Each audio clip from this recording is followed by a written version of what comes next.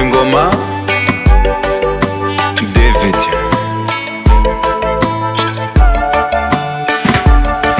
Nari umugabo ntihabwa intebe mugenzi, utazibeshya ngo wihenure kuri rubanda. Hariho benshi bagakoze ibyo binumiye, kuko bamenye ko ubambiye isi adakurura. Iyi si yacu kuyibamo no kwigengesera, kugira ngo wirinde kubangamira abo yonsa. Iyi si yacu kuyibamo no kwigengesera, kugira ngo wirinde kubangamira abo yonsa.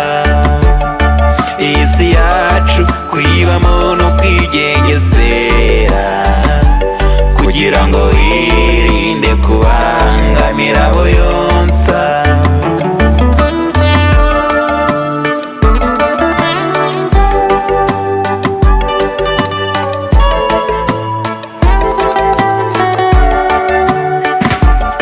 Jya umenya ubwenge ukora ibyo watekerejeho, utazibeshya ukagwa mu moshya y'abapfapfa.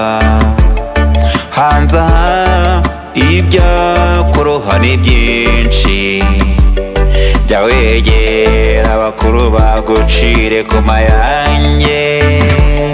Iyi si yacu kuyibamo no kwigengesera, kugira ngo wirinde kubangamira abo yonsa. Iyi si yacu kuyibamo no kwigengesera, kugira ngo wirinde kubangamira abo yonsa.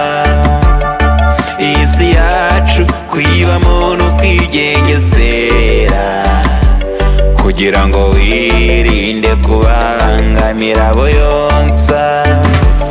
Ubwenge bwacu bugira byinshi bwigaho, urajya ucagura umenye ibyo ukwiye kuvuga. Jya usaba rurema agwishurire mwana wa mama. Burya isi si shyashya kuyibamo no kwigengesera.